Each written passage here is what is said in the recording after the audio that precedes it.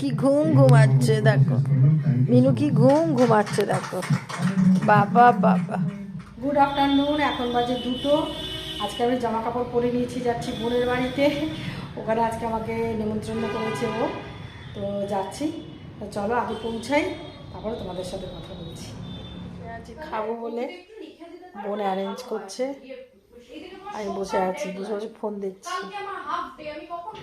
খাবার এসে গেছে, এখানে ভাত আছে, বেগুন ভাজা, ডাল, টমেটো দিয়ে, আর মাছের কাটার চচ্চড়ি, আর আছে আর মাছের ঝাল।